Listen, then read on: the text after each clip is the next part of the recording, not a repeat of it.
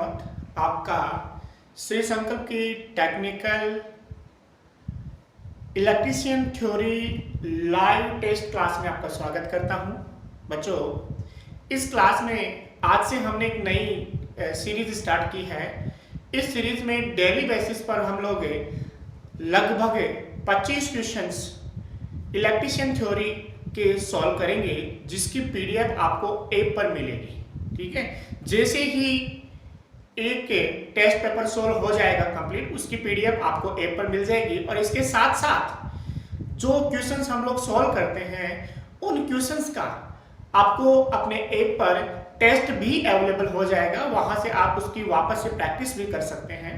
ठीक है, और आज हम जो सीरीज शुरू करते हैं, इसका जो फर्स्ट क्वेश्चन आपको स्क्रीन पर नजर आ रहा होगा, फर्स्ट क्वेश्चन देखिए। फर्स्ट क्वेश्चन कह रहा है वैद्युतिक कार्यशालाओं में अग्निशमन हेतु क्या होना चाहिए। आपको चार ऑप्शन नजर आ रहे हैं। पहला ऑप्शन अग्निशमन यंत्र उपलब्ध होना चाहिए। दूसरा ऑप्शन रेत से भरी बाल्टियां उपलब्ध होनी चाहिए। तीसरा ऑप्शन जल की व्यवस्था हेतु जल की भरी ओवर टैंक होना चाहिए। और चौथा ऑप्शन उपरोक्त तीनों वस्तुओं उपलब्ध होनी चाहिए। सब लोग आंसर दीजिए इसका। आपके पास 10 सेकंड का समय है, आंसर दीजिए इसका। अरे देखिए, वैद्युतिक कार्यशालाओं में अग्निशमन हेतु मुख्य तौर पर तो अग्निशमन यंत्र उपलब्ध होना चाहिए, लेकिन इसके साथ साथ वहां पर अन्य व्यवस्थाएं भी होनी चाहिए, क्योंकि विद्युत सप्लाई कट करने के पश्चात अन्य व्यवस्थाओं का उपयोग भी किया जा सकता है, जैसे कि रेत से भरी बाल्टी का उपयोग भी कर सकते हैं और जल की व्यवस्था के द्वारा भी आपको बुझाया जा सकता है। कब? जब विद्युत सप्लाई कट हो जाए। तो यहां पर जो आंसर सही माना जाएगा, उपरोक्त तीनों वस्तुएं उपलब्ध होनी चाहिए। डी ऑप्शन यहां सही माना जाएगा, उपरोक्त तीनों वस्तुएं उपलब्ध होनी चाहिए। तो फर्स्ट क्वेश्चन का आंसर डी माना जाएगा। इसके बाद अगला जो क्वेश्चन है, सेकंड क्वेश्चन आपको स्क्रीन पर नजर आ रहा होगा। क्वेश्चन है स्पार्क प्लग आदि का एयर गैप नापने के लिए कौन सा यंत्र का प्रयोग करें। एयर गैप नापने के लिए किस यंत्र का प्रयोग करें। सबसे पहला है फीलर गेज, दूसरा है वायर गेज, तीसरा है माइक्रोमीटर और चौथा है इनमें से कोई नहीं। तो सबसे पहले मैं आपको 3 नंबर ऑप्शंस के बारे में सब पहले आप लोग आंसर दीजिए।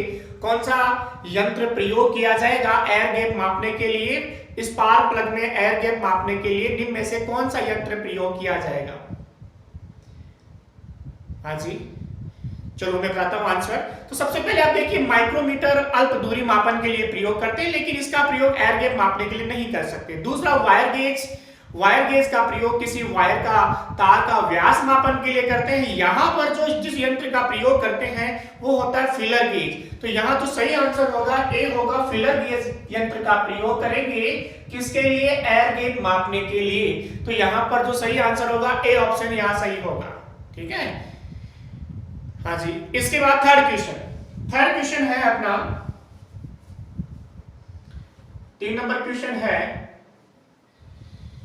स्थैतिक विद्युत निम्नलिखित द्वारा उत्पन्न होती है। स्थितिक विद्युत का मतलब है कि जो विद्युत जिसमें आवेश, धनात्मक आवेश एक तरफ हो जाए, ऋणात्मक आवेश एक तरफ हो जाए, मतलब ऐसी विद्युत जिसमें परिवर्तन नहीं हो, वो स्थैतिक विद्युत रहेगी। और स्थैतिक विद्युत निम्न में से किस प्रक्रिया के द्वारा उत्पन्न होती है।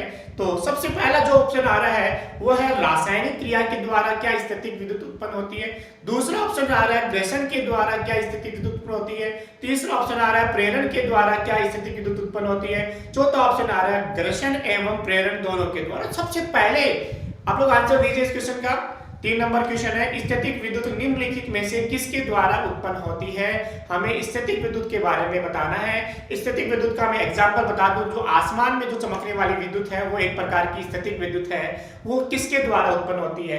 क्या प्रेरण के द्वारा उत्पन्न होती है। नहीं, क्योंकि प्रेरण के द्वारा स्थैतिक विद्युत उत्पन्न नहीं हो सकती। वहां पर हम ये कह सकते हैं कि वहां जो विद्युत उत्पन्न होती है वो समय के साथ बहुत ज्यादा परिवर्तनशील रहती है।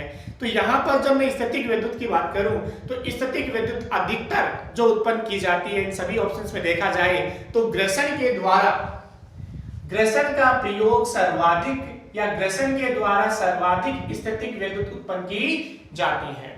तो आंसर हो जाएगा 2 नंबर आंसर हो जाएगा तीसरे क्वेश्चन का। उसके बाद 4 नंबर क्वेश्चन है, बहुत अच्छा क्वेश्चन है 4 नंबर, अभी तक बहुत ही थ्योरेटिकल क्वेश्चंस थे। 4 नंबर क्वेश्चन बहुत अच्छा क्वेश्चन है। क्वेश्चन कह रहा है कुचालकों के लिए ऊर्जा बैंड अंतराल कितना होना चाहिए। सबसे पहला ऑप्शन दे रखा है 1 से 2 इलेक्ट्रॉन वोल्ट। ये क्वेश्चन है दिल्ली मेट्रो 2020 के पेपर में भी आया है। तो क्वेश्चन है कुचालकों के लिए एनर्जी बैंड गैप कितना होना चाहिए। 1 से 2 इलेक्ट्रॉन वोल्ट पहला ऑप्शन, दूसरा ऑप्शन 2 से 3 इलेक्ट्रॉन वोल्ट, तीसरा ऑप्शन 3 से 6 इलेक्ट्रॉन वोल्ट और चौथा ऑप्शन 1 से कम इलेक्ट्रॉन वोल्ट। तो आपको आंसर देना है, सब लोग आंसर दीजिए, कमेंट बॉक्स में आंसर दीजिए भाई। देखिए सबसे पहले मैं आपको बता दूं कि ऊर्जा बैंड के आधार पर जो पदार्थ होते हैं वो 3 प्रकार के होते हैं। पहला होता है चालक, पहला होता है चालक। चालक के लिए जो ऊर्जा बैंड होता है Eg, इस Eg का मान होता है 0 इलेक्ट्रॉन वोल्ट। चालक के लिए ऊर्जा बैंड कितना होता है 0 इलेक्ट्रॉन वोल्ट। दूसरा होता है अर्धचालक, दूसरा होता है अर्धचालक। अर्धचालक के लिए एनर्जी बैंड होता है 3 इलेक्ट्रॉन वोल्ट से कम। अर्धचालक के लिए एनर्जी बैंड कितना होता है 3 इलेक्ट्रॉन वोल्ट से कम। और तीसरा होता है कुचालक, तीसरा होता है कुचालक। कुचालक के लिए एनर्जी बैंड होता है 3 इलेक्ट्रॉन वोल्ट से अधिक। एक बार वापस देख लीजिए सारे पॉइंट। सबसे पहले पदार्थ को ऊर्जा बैंड या चालकता के आधार पर 3 भागों में बांटते हैं, चालक, अर्धचालक और कुचालक। चालकों के लिए ऊर्जा बैंड कितना होता है 0 इलेक्ट्रॉन वोल्ट, यानी कि चालकों के लिए कोई ऊर्जा बैंड गैप नहीं होता, अंतराल नहीं होता, वर्धित ऊर्जा अंतराल नहीं होता। और अर्धचालकों के लिए कितना होता है 3 इलेक्ट्रॉन वोल्ट से कम और 3 से ज्यादा है, इसका मतलब क्या है कुचालक। देखो पहला ऑप्शन 1 से 2 इलेक्ट्रॉन वोल्ट किसके लिए होगा अर्धचालक के लिए, कुचालक के लिए नहीं होगा। दूसरा 2 से 3 वो भी किसके लिए होगा अर्धचालक के लिए। तीसरा 3 से 6 मतलब 3 से ज्यादा है तो तीसरा ऑप्शन सही हो सकता है। चौथा 1 से कम चालक के लिए भी हो सकता है, अर्धचालक के लिए भी हो सकता है। तो हमारे पास जो कुचालक के लिए जो ऑप्शन आएगा 3 नंबर ऑप्शन 3 से 6 इलेक्ट्रॉन वोल्ट का वर्जित ऊर्जा अंतराल होता है कुचालक के लिए। आपको साथ साथ ये भी पता होना चाहिए 1 इलेक्ट्रॉन वोल्ट का मतलब होता है 1.6 गुना 10 की घात -19 जूल। बहुत सारे बच्चे 1 इलेक्ट्रॉन वोल्ट लिखते हैं लेकिन जूल की जगह कूलम लिख देते हैं, तो वो गलती आप लोग न करें। इस प्रकार का क्वेश्चन आता है कि 1 इलेक्ट्रॉन वोल्ट होता है और ऑप्शन से दिए हुए होते हैं। पहला ऑप्शन 1.6 गुना 10 की घात -19 कूलम, दूसरा ऑप्शन 1.6 गुना 10 की घात -19 जूल, तीसरा ऑप्शन 1.6 गुना 10 की घात -18 कूलम और चौथा ऑप्शन 1.6 गुना 10 की घात +19 जूल। इस प्रकार के ऑप्शंस दिए हुए होते हैं और क्वेश्चन पूछा जाता है 1 इलेक्ट्रॉन वोल्ट किसके बराबर होता है। तो बहुत सारे बच्चे क्या करते हैं पहला ऑप्शंस पढ़ते हैं 1.6 गुना 10 की घात -19, उनको तो इलेक्ट्रॉन नाम देखते ही 10 की घात -19 याद रहता है और आगे मात्रक देखना भूल जाते हैं और फर्स्ट को ही क्लिक कर देते हैं, जो गलत हो जाता है। यहाँ पर जो सही आंसर होगा वो होगा 1.6 गुना 10 की घात -19 जूल। तो ध्यान रखिए जो चालक है उनके लिए वर्धित ऊर्जा अंतराल 0 इलेक्ट्रॉन वोल्ट, अर्धचालक के लिए वर्धित ऊर्जा अंतराल 3 इलेक्ट्रॉन वोल्ट से कम और कुचालक के लिए वर्धित ऊर्जा अंतराल 3 इलेक्ट्रॉन वोल्ट से अधिक होता है। क्लियर है क्वेश्चन, ये 4 नंबर क्वेश्चन क्लियर है। 5वां क्वेश्चन पे चलते हैं। 5वां क्वेश्चन है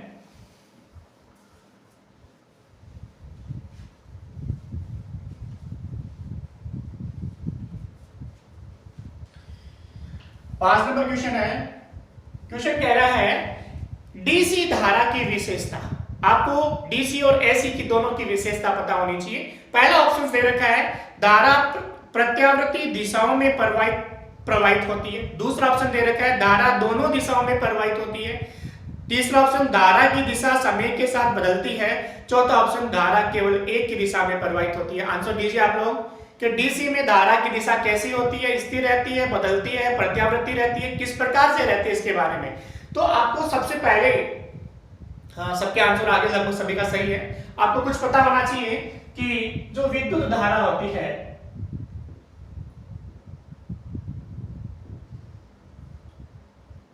ये दो प्रकार की, एसी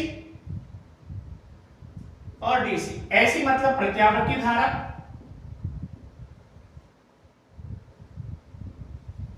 डीसी मतलब विद्युत धारा।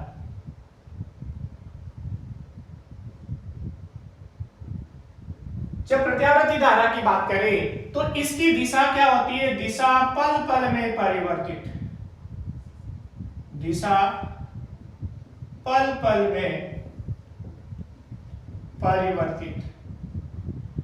और जो डीसी होती है, दिश धारा होती है, दिशा सदैव नियत रहती है, दिशा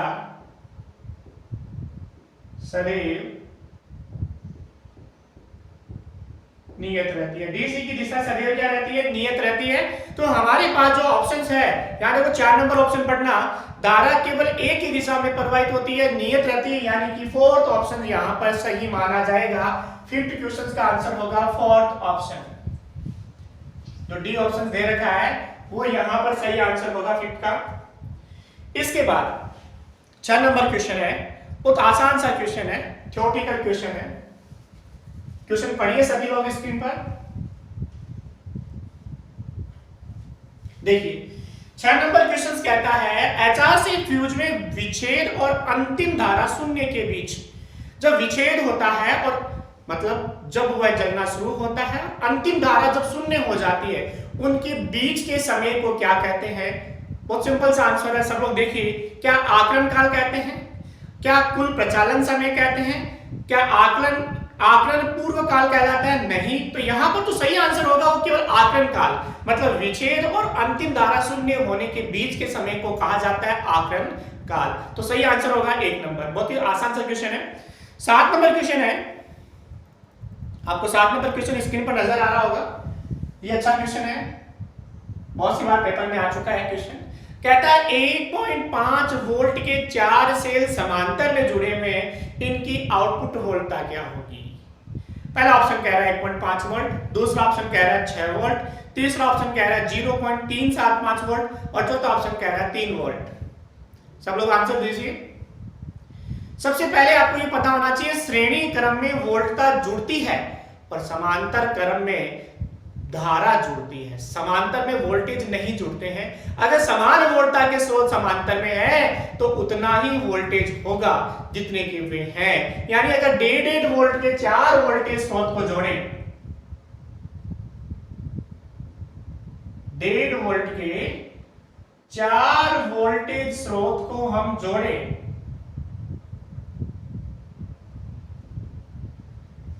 तो ऐसी स्थिति में हमें 1.5 वोल्ट ही वोल्टेज मिलेगा। यहां कितना मिलेगा, 1.5 वोल्ट ही मिलेगा। अगर ये समांतर क्रम में ना होकर श्रेणी क्रम में होते तो हमें कितना मिलता, 6 वोल्ट। यहां समांतर लिखा हुआ है इसलिए आंसर होगा ए, 1.5 वोल्ट। अगर ये श्रेणी क्रम में होता तो आंसर हो जाता 6 वोल्ट। क्लियर है सभी का। चलो नेक्स्ट क्वेश्चन पे चलते हैं। 8 नंबर क्वेश्चन, प्रेरित विद्युत वाहक बल और धारा सदैव अपनी उत्पत्ति का विरोध करते हैं, ये कौन से नियम से आता है। क्वेश्चन नंबर 8 है प्रेरित विद्युत वाहक बल एवं धारा। 8 नंबर क्वेश्चन है प्रेरित विद्युत वाहक बल एवं धारा सदैव अपनी उत्पत्ति का विरोध करते हैं, ये कौन से नियम से आता है।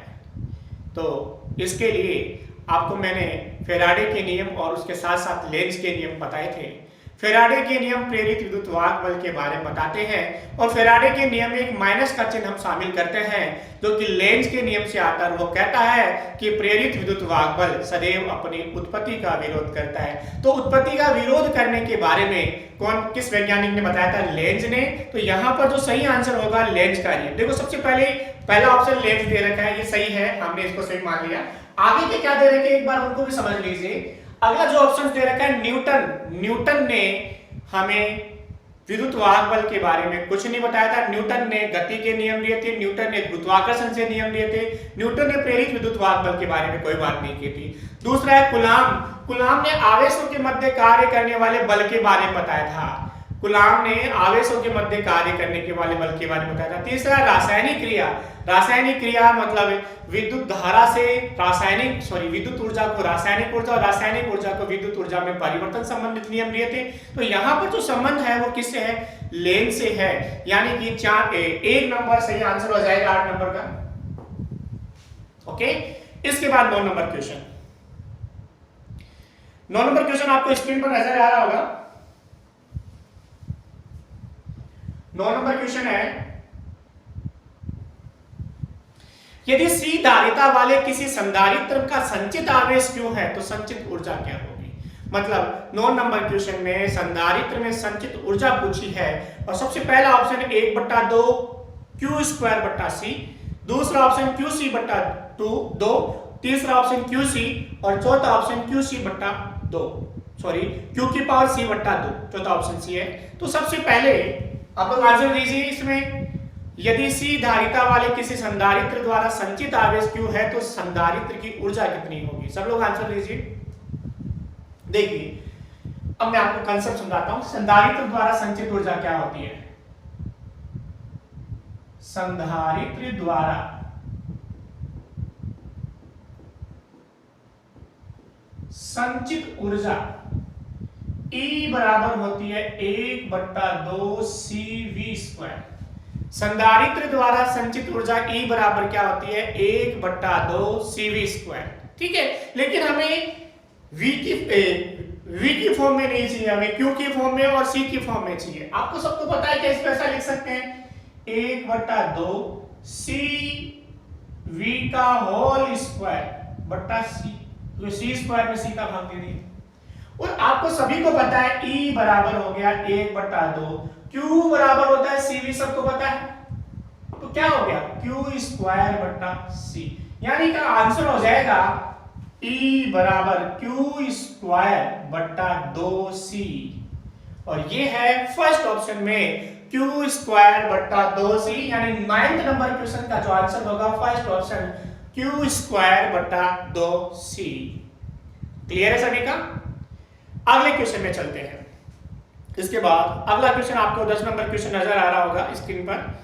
मानव शरीर का जल से भीगी हुई अवस्था में त्वचा का प्रतिरोध कितना होता है? जब शरीर भीगा हुआ है, यानी कि शुष्क अवस्था में कितना होगा, भीगी अवस्था में, दोनों आपको पता होने चाहिए। देखिए यहाँ पर पहले क्वेश्चन में भीगी अवस्था में पूछा है। पहला ऑप्शन दे रखा है 100 किलो ओम से 600 किलो ओम के बीच, दूसरा ऑप्शन दे रखा है 1 किलो ओम, तीसरा ऑप्शन दे रखा है 0.4 से 0.6 किलो ओम और चौथा ऑप्शन दे रखा है 0.1 किलो ओम। ठीक है, तो मैं आपको आंसर दीजिए सभी लोग। 10 नंबर क्वेश्चन का आंसर दीजिए, क्या लगाओगे? हाँ जी, देखिए बोर्ड पे देखिए। देखो शरीर के प्रतिरोध की बात करें, हमें पूछा है मानव शरीर का भीगी अवस्था में पूछा है, तो मानव शरीर का प्रतिरोध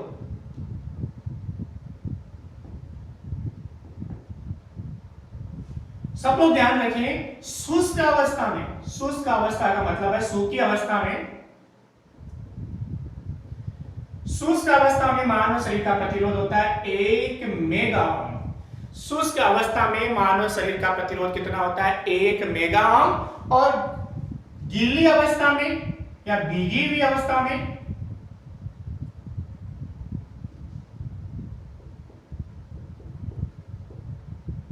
मानव शरीर का प्रतिरोध होता है 1 किलो। शुष्क अवस्था में मानव शरीर का प्रतिरोध 1 मेगा ओम और भीगी हुई अवस्था में मानव शरीर का प्रतिरोध होता है 1 किलो ओम। यहां पर जो आंसर होगा बी नंबर ऑप्शन में दे रखा है 1 किलो ओम।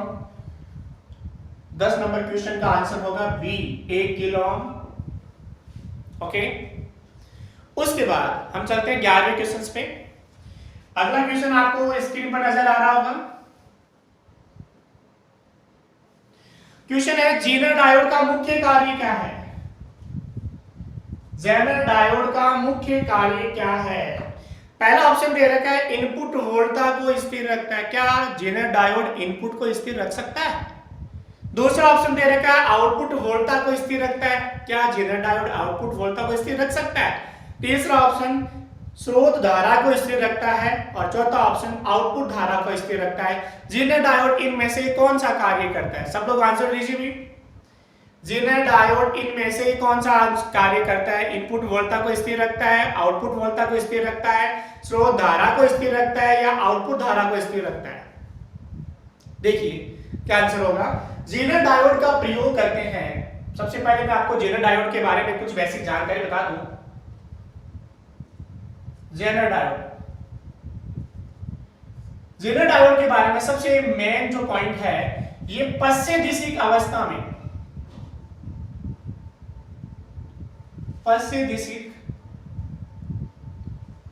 में भंजन के पश्चात पुनः काम में लिया जा सकने वाला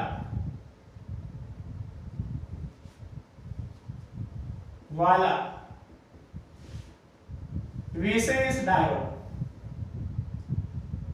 जेनर डायोड क्या है? रिवर्स बायस में, पश्चदिशिक बायस में जब भंजन हो जाता है, देखो सामान्य डायोड भंजन होने के बाद गर्म होकर जल जाता है, उसे पुनः काम में नहीं ले सकते। सामान्य डायोड भंजन के पश्चात गर्म होकर जल जाता है, उसे पुनः काम में नहीं ले सकते।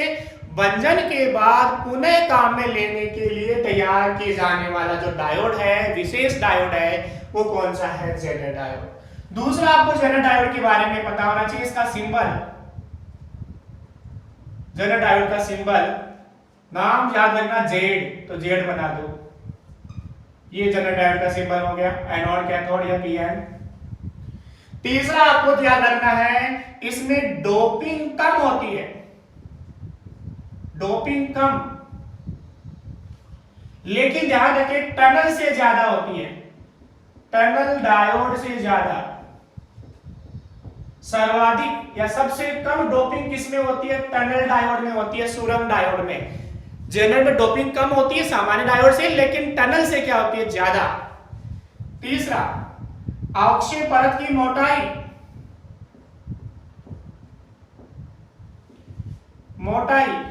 ध्यान रखना अक्षीय परत की मोटाई जेनर डायोड के लिए होती है 10⁻⁻⁶ मीटर की कोटि की।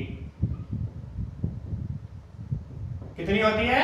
10⁻⁻⁶ मीटर की कोटि की होती है, जबकि टनल डायोड जिसकी डोपिंग सबसे कम होती है 10⁻⁹ मीटर की कोटि की होती है। जेनर डायोड में डोपिंग कितनी है? 10⁻⁻⁶ मीटर की कोटि की। और टनल डायोड में, सॉरी डोपिंग नहीं, अक्षीय परत की मोटाई, डोपिंग कम होती है लेकिन टनल से ज्यादा होती है। जेनर में, टनल में सबसे कम डोपिंग होती है, जिसमें अक्षीय परत की मोटाई 10⁻⁻⁶ मीटर होती है। ठीक है। और इस जेनर डायोड का जो उपयोग है वो किसके लिए करते हैं? नियत वोल्टेज स्रोत के रूप में, नियत वोल्टेज स्रोत के रूप में। जेनर डायोड का उपयोग करते हैं नियत वोल्टेज स्रोत के रूप में। इसका मतलब है इसके आउटपुट पर वोल्टेज क्या मिलेगा? नियत। यहां देखो बी नंबर ऑप्शन कहता है आउटपुट वोल्टता स्थिर रखने के लिए किसका प्रयोग करते हैं? जेनर डायोड का। तो यहां पर जो सही आंसर होगा 11 नंबर में, वो हो जाएगा बी ऑप्शन, आउटपुट वोल्टता स्थिर रखने के लिए जेनर डायोड का उपयोग किया जाता है। इसके बाद क्वेश्चन नंबर 12, एक ट्रांजिस्टर का उपयोग किस रूप में नहीं किया जा सकता? 12 नंबर क्वेश्चन है, एक ट्रांजिस्टर को किस किस रूप में काम में नहीं ले सकते और कहां कहां काम में लेते हैं? 12 नंबर क्वेश्चन है, ट्रांजिस्टर का उपयोग। आपको ट्रांजिस्टर के बारे में बेसिक संरचना पता होनी चाहिए ताकि इस क्वेश्चन का आंसर दे सको। देखो ट्रांजिस्टर की बात करें तो क्या इसका उपयोग डायोड के रूप में कर सकते हैं, क्या इसका उपयोग रेक्टिफायर के रूप में कर सकते हैं, क्या इसका उपयोग एम्पलीफायर के रूप में कर सकते हैं, क्या इसका उपयोग कैपेसिटर के रूप में कर सकते हैं। आपको सबसे पहले तो ये पता होना चाहिए ट्रांजिस्टर 3 टर्मिनल वाली युक्ति है, एमीटर,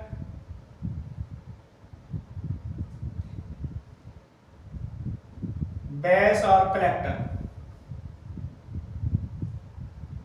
एमीटर, बेस और कलेक्टर। ट्रांजिस्टर में संधि कितनी है, एक संधि यहां पर, एक संधि यहां पर, दो संधि है, दो डायोड है।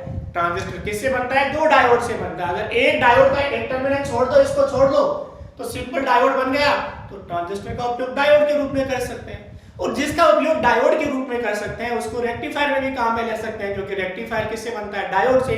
तो रेक्टिफायर में ट्रांजिस्टर काम में आता है, डायोड के रूप में ट्रांजिस्टर काम में आता है। और आपको सभी को पता होगा जितने भी एम्पलीफायर है वो एफईटी और ट्रांजिस्टर के द्वारा बनते हैं, बीजेटी के द्वारा बनते हैं।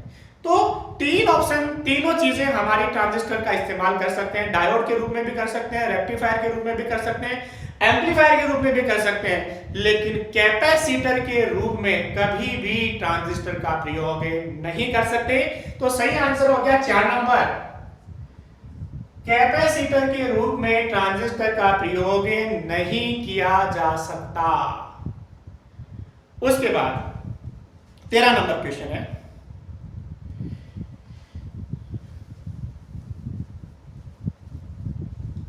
क्वेश्चन देखिए 13 नंबर स्क्रीन पर नजर आ रहा होगा।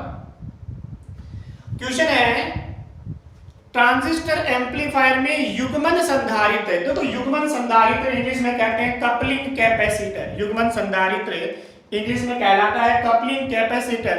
तो कपलिंग कैपेसिटर का कार्य क्या होता है, एक एम्पलीफायर परिपथ में युग्मन संधारित्र कपलिंग कैपेसिटर का कार्य क्या होता है, यह आपको बताना है। आपको स्क्रीन पर क्वेश्चन नजर आ रहा होगा, युग्मन संधारित्र कपलिंग कैपेसिटर का कार्य पूछा गया है। तो सबसे पहले मैं आपको बता दूं, ऑप्शंस नजर आ रहे हैं, आप लोग आंसर दीजिए।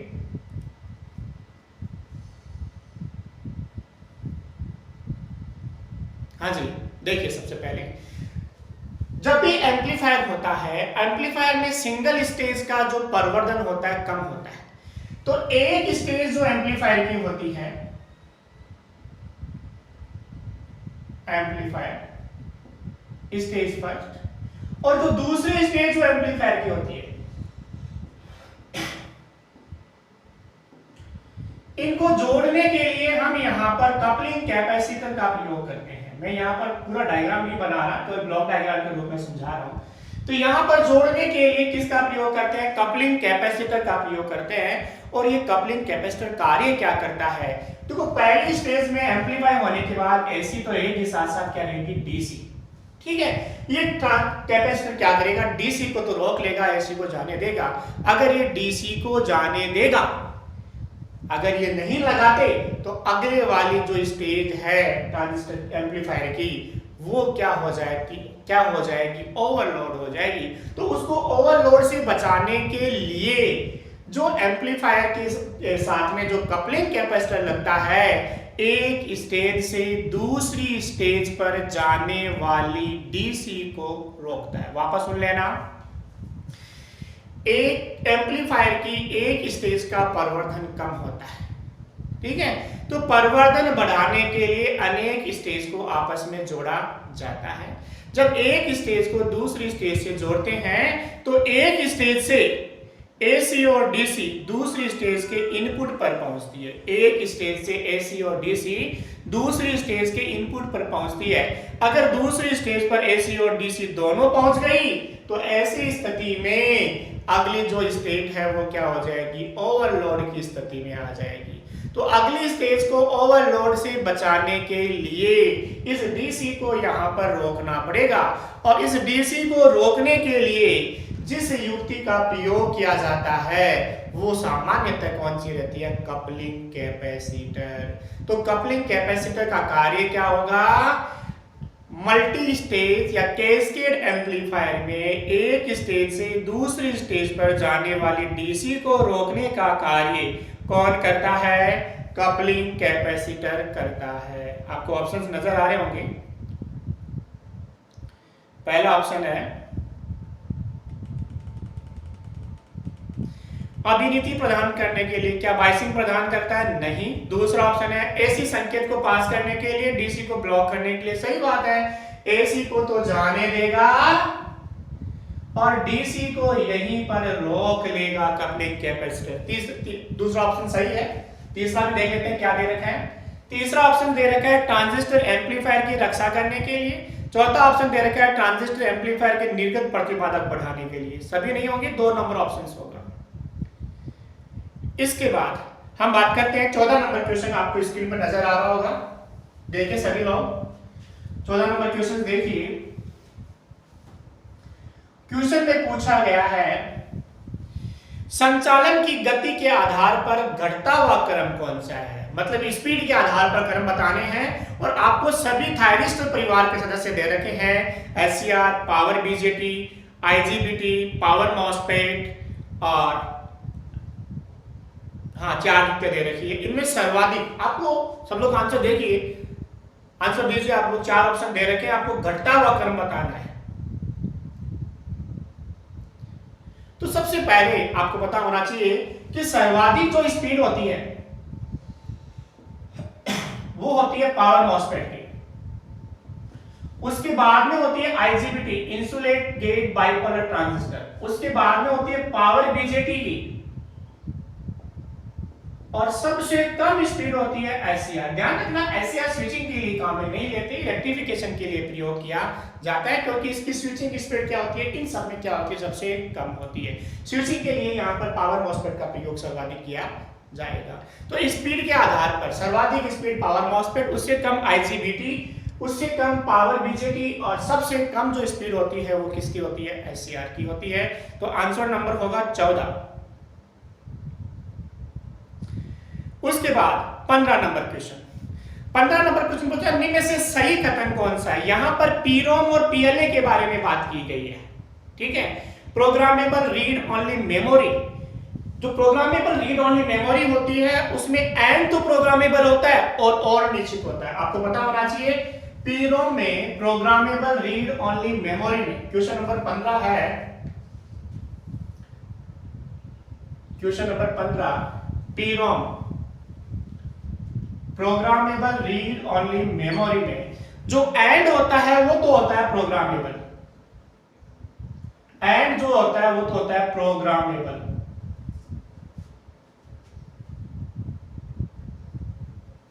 और जो और होता है वो क्या होता है, निश्चित होता है, फिक्स्ड होता है।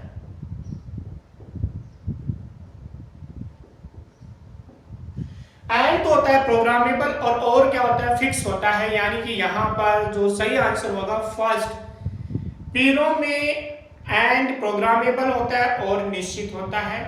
पीएलए में दोनों प्रोग्रामेबल होते हैं, आगे भी पीरोम दे रखा है। तो यहां पर तो चौथा ऑप्शन तो डी नहीं दे रखा है, इनमें से कोई नहीं। तो यहां पर जो सही आंसर होगा 1 नंबर, पीरोम में एंड प्रोग्रामेबल होता है और क्या होता है, निश्चित। उसके बाद 16 नंबर क्वेश्चन देखिए। 16 number question, single phase transformer में फुल भार ताम्र हानियां किस परीक्षण से ज्ञात करते हैं। देखो मैंने आपको कल या परसों में ही ट्रांसफार्मर परीक्षण बताए हैं, शॉर्ट सर्किट और ओपन सर्किट परीक्षण। मैंने बताया था ओपन सर्किट परीक्षण का प्रयोग लो हानियों ज्ञात करने के लिए करते हैं और शॉर्ट सर्किट परीक्षण का उपयोग ताम्र हानियां ज्ञात करने के लिए। तो ताम्र हानियां ज्ञात करने के लिए शॉर्ट सर्किट परीक्षण यानी कि लघु पतन परीक्षण करेंगे। तो आप लोग इनमें से ऑप्शन देखिए, आंसर दीजिए कौन सा होगा। सिंगल फेज में ट्रांसफार्मर में फुल भार ताम्र हानियां किस परीक्षण से ज्ञात करते हैं, सैर व दिवस दक्षता परीक्षण नहीं। दूसरा लघु पतन परीक्षण, सही बात है, शॉर्ट सर्किट परीक्षण से ताम्र हानि ज्ञात करते हैं। चौथा पूर्ण भार परीक्षण और पांचवा ओपन सर्किट परीक्षण। तो यहां देखो कभी कभार बच्चा फुल लोड टेस्ट लगा देता है, फुल लोड टेस्ट नहीं होगा, यहाँ पर शॉर्ट सर्किट टेस्ट होगा। 2 नंबर सही आंसर होगा 16 नंबर में। 16 नंबर क्वेश्चन में 2 नंबर सही आंसर होगा। इसके बाद आगे चलते हैं 17 नंबर क्वेश्चन। 17 नंबर क्वेश्चन कहता है, सब लोग क्वेश्चन देखिए स्क्रीन पर। एक वोल्ट मीटर में बहुगुणक इंग्लिश में कहते हैं मल्टीप्लायर, माप सीमा बढ़ाने वाला प्रतिरोध कुंडली के कौन से क्रम में जुड़ा होता है? सबसे पहले तो आपको ये पता होना चाहिए कि एमीटर की माप सीमा कैसे बढ़ाते हैं और वोल्ट मीटर की माप सीमा कैसे बढ़ाते हैं, दोनों चीजें के बारे में पता होना चाहिए। लेकिन उससे पहले आप लोग आंसर दीजिए कि जो मल्टीप्लायर है, बहुगुणक है, कुंडली के कौन से क्रम में जुड़ेगा? श्रेणी क्रम में, समांतर में, श्रेणी समांतर में या डेल्टा में?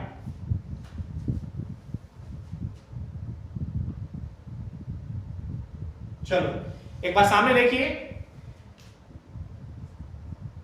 एमीटर की माप सीमा बढ़ाने के लिए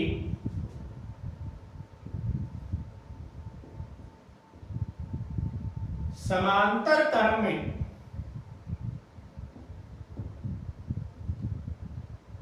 निम्न मान का प्रतिरोध जोड़े।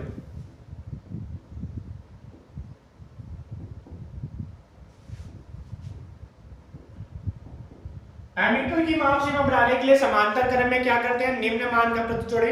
लेकिन ये ध्यान रखिए, वोल्ट मीटर की माप सीमा बढ़ाने के लिए श्रेणी क्रम में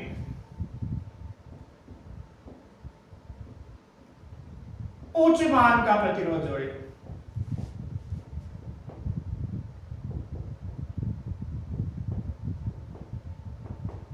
ठीक है, एमीटर की माप सीमा बढ़ाने के लिए समांतर क्रम में निम्न मान का प्रतिरोध जोड़े और वोल्ट मीटर की माप सीमा बढ़ाने के लिए श्रेणी क्रम में, एमीटर के लिए निम्न मान का, वोल्ट मीटर के लिए श्रेणी क्रम में उच्च मान का प्रतिरोध जोड़े। तो यहां पर श्रेणी क्रम में जोड़ा जाएगा। आंसर होगा 1 नंबर, वोल्ट मीटर के लिए जो मल्टीप्लायर है मीटर कुंडली के श्रेणी क्रम में 17 नंबर में ए आंसर होगा। उसके बाद अगला क्वेश्चन है, प्रेरण मोटर का स्टेटर का आकार कैसा? बहुत आसान सा क्वेश्चन है, आप लोग आंसर दीजिए। प्रेरण मोटर के स्टेटर का आकार कैसा होगा? 18 नंबर क्वेश्चन, प्रेरण मोटर के स्टेटर का आकार कैसा होगा? क्या आकार सिलेंड्रिकल होता है, क्या घनाकार होता है, क्या खोखला बेलनाकार होता है, क्या घनाभ होता है? तो ध्यान रखिए, प्रेरण मोटर के स्टेटर का आकार होता है खोखला बेलनाकार। सी ऑप्शन होगा, खोखला बेलनाकार। प्रेरण मोटर के स्टेटर का आकार होता है खोखला बेलनाकार, सी ऑप्शन सही होगा। इसके बाद 19 नंबर क्वेश्चन, ये भी थ्योरेटिकल क्वेश्चन है, आसान सा क्वेश्चन है। 19 नंबर क्वेश्चन कहता है, सिंगल फेज इंडक्शन मोटर में आर्मेचर किस प्रकार प्रचारित होता है? इकाई पावर फैक्टर पे, 0.8 पावर फैक्टर अग्रगामी पर, 0.8 पश्चगामी और 0.6 पावर फैक्टर पश्चगामी पर। कौन से ऑपरेट होती है सिंगल फेज इंडक्शन मोटर? सबसे पहले बता दूं, सिंगल फेज इंडक्शन मोटर हमेशा पश्चगामी शक्ति गुणांक पर होगी, सिंक्रोनस मोटर इकाई शक्ति गुणांक पर। तो यहां पर पहला और दूसरा ऑप्शन तो नहीं होगा। तीसरा और 4 नंबर ऑप्शंस में सर्वाधिक कौन सा माना जाएगा? अगर 3 फेज इंडक्शन मोटर होती तो सर्वाधिक माना जाता है 0.8 पावर फैक्टर पश्चगामी, लेकिन ये सिंगल फेज है इसलिए कौन सा माना जाएगा? 0.6 पावर फैक्टर पश्चगामी। यहां डी आंसर सही होगा, 19 नंबर में होगा डी, 0.6 पश्चगामी पावर फैक्टर होता है सिंगल फेज इंडक्शन मोटर का। उसके बाद है 20 नंबर क्वेश्चन, बड़े व्यास वाले अल्टरनेटर कम गुणन गति पर कार्य करते हैं। अब आपको पास पूछा गया क्वेश्चन नंबर 20 में कि जो रोटर है, रोटर के बारे में कि जिस रोटर का व्यास बड़ा होता है वो रोटर कौन सा होता है? आपको शायद पता होगा कि अल्टरनेटर में रोटर 2 प्रकार के होते हैं। पहला तो होता है बेलनाकार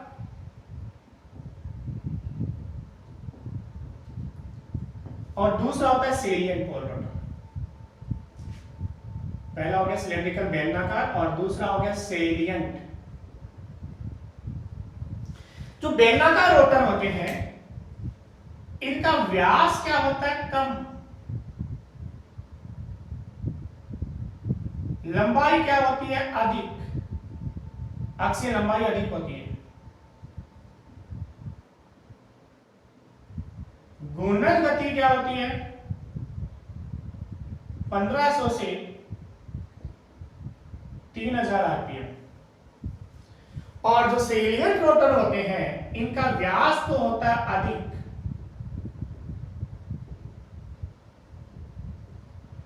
लंबाई क्या होती है? कम। अक्षीय लंबाई इनकी कम होती है और इनकी जो घूर्णन गति होती है वो भी कम होती है, 375 से 1000 आरपीएम। तो यहां कम घूर्णन गति और अधिक व्यास वाले की बात की गई है, तो वो कौन सा होगा? सेलियंट प्रकार का रोटर। तो यहां पहला ऑप्शन आर्मेचर, दूसरा सेलियंट, तीसरा बेलनाकार, चौथा आर्मेचर फील्ड। तो यहां पर होगा बी ऑप्शन, सेलियंट प्रकार का रोटर। 20 नंबर में बी आंसर होगा। ओके। उसके बाद 21, एक सेंट्रीफ्यूगल स्विच में कितने सिरे होते हैं? मध्यवर्ती या सेंट्रीफ्यूगल स्विच में सबको पता है, सामान्य स्विच में 2, टू वे स्विच में 3 और सेंट्रीफ्यूगल या मध्यवर्ती स्विच में तो सिरे होते हैं वो 4 होते हैं। यहां पर सी ऑप्शन सही माना जाएगा। 21 नंबर में सी, सेंट्रीफ्यूगल मध्यवर्ती, सॉरी इंटरमीडिएट स्विच, सेंट्रीफ्यूगल नहीं है, मैंने गलत बोल दिया, मध्यवर्ती इंटरमीडिएट स्विच है। इंटरमीडिएट स्विच में कितने सिरे होंगे? 4 सिरे होंगे। सेंट्रीफ्यूगल में तो 2 ही होते हैं, इंटरमीडिएट में 4 होते हैं। क्लियर है? इसके बाद क्वेश्चन नंबर 22, यदि छत के पंखे में संधारित्र का संयोजन खुल जाए तो क्या होगा? सब लोग आंसर दीजिए। क्वेश्चन नंबर 22, यदि छत के पंखे में संधारित्र का स्विच खुल जाए तो क्या होगा? पंखा एक दिशा में घूर्णन करेगा? नहीं, पंखा रुक जाएगा। एक बार स्टार्ट होने के बाद पंखा नहीं रुकता है, एक बार रुक जाने के बाद पुनः चालू नहीं होगा। तो सी आंसर होगा। अगर सिंगल फेज पंखे में कैपेसिटर हटा दिया जाए, चल रहा है तो चलता रहेगा, लेकिन जब रुक गया तो पुनः स्टार्ट नहीं होगा। तो क्वेश्चन नंबर 22 का जो आंसर होगा वो सी, रुकने के बाद पुनः स्टार्ट नहीं होगा। 23 नंबर क्वेश्चन, एक उच्च वोल्टेज लाइन में संचरण में गुच्छित चालकों से क्या मिलता है? कहने का मतलब है कि जो हम गुच्छित चालक होते हैं उच्च वोल्टेज लाइन से, उससे क्या क्या फायदे होते हैं? पहला फायदा है घटी हुई लाइन संधारित्र। क्या उनसे लाइन संधारित्र घटता है? नहीं। दूसरा है घटी हुई वोल्टेज प्रवणता। अगर चालक पास पास हुए तो उस स्थिति में जो गुच्छित अवस्था में रहे तो उस स्थिति में जो वोल्टेज प्रवणता है वो क्या हो जाती है? कम हो जाती है। तो सही आंसर हो जाएगा यहाँ पर बी। तीसरा ऑप्शन बढ़ी हुई टेढ़ानी नहीं। चौथा बढ़ा हुआ लाइन प्रतिघात, ये भी नहीं होगा। तो सही आंसर होगा 23 नंबर में बी। 24 नंबर क्वेश्चन, भूमिगत प्रकार की केबल में जालीदार कवच आर्मिंग करने का क्या फायदा है? देखो आप लोग देखा होगा कि जितने भी भूमिगत केबल बनाते हैं उनमें आर्मिंग कर देते हैं। आर्मिंग करने से फायदा क्या होगा? क्या नमी से सुरक्षा होगी? नहीं। क्या दीमक से सुरक्षा होगी? नहीं। सबसे जो मुख्य कारण होता है आर्मिंग करने का वह है कि बाहर से कोई चोट लगे, खुदाई की जाए, तब आर्मिंग की हुई होती है तो केबल कटेगी नहीं। यानी यांत्रिक चोटों से सुरक्षा करने के लिए क्या की जाती है? आर्मिंग की जाती है। 24 नंबर क्वेश्चन में आंसर होगा सी। 25 नंबर क्वेश्चन, अर्थ लीकेज सर्किट ब्रेकर की कार्य विधि में जब यूनिट को सप्लाई से जोड़ा जाता है तब टेस्ट डिवाइस को दबाया जाता है तो ब्रेकर क्या हो जाएगा? खुलेगा या बंद होगा? जब भी हम सर्किट ब्रेकर की कार्य विधि की बात करें और यूनिट जो डिवाइस है उसको सर्किट से जोड़ दे, जोड़ने के बाद जब भी हम टेस्ट डिवाइस को दबाएंगे तो उस स्थिति में जो ब्रेकर है वो क्या हो जाएगा? बंद हो जाएगा। चेक करने के लिए कर रहे हैं तो उस स्थिति में जब भी चेक करेंगे तो ब्रेकर क्या हो जाएगा? बंद हो जाएगा। तो यहां आंसर होगा बी। 26 नंबर क्वेश्चन और आज के क्लास के लिए लास्ट क्वेश्चन, डीसी की अपेक्षा एसी पारेषण प्रणाली के मुख्य लाभ क्या क्या है? एसी को स्थानांतरित करने से फायदे क्या क्या होते हैं उनके बारे में पूछा गया है कि निम्न लागत पर पारेषण, एसी से क्या कम लागत पे पारेषण होता है? सही बात है, तभी तो एसी पारेषण करते हैं। दूसरा है सरल वोल्टा परिवर्तन। देखो एसी में क्या होता है? ट्रांसफॉर्मर होता है और ट्रांसफॉर्मर क्या करता है? वोल्टेज को आसानी से बदल देता है। ये भी बात सही है, वोल्टेज परिवर्तन सरल रहेगा। तीसरा है सरलता से DC में परिवर्तन, ये भी सही बात है, AC को सरलता से DC बदल सकते हैं उपरोक्त सभी। तो यहाँ 26 नंबर में आंसर होगा उपरोक्त सभी कारणों से DC की बजाय AC का पारेषण किया जाता है। धन्यवाद, आज की क्लास के लिए इतना ही। आप लोग ये जो PDF है आपको ऐप पर मिल जाएगी, इसके साथ साथ आपके जो टेस्ट पोर्टल है श्री संकल्प का, वहाँ पे भी टेस्ट के रूप में अवेलेबल रहेगी, आप लोग वहाँ से सॉल्व कीजिए। और कल इसी समय 9 बजे अपने आगे के जो क्वेश्चन होंगे 27 से लेकर आगे जितने हम क्वेश्चन कर सकते हैं वो सॉल्व करेंगे। धन्यवाद।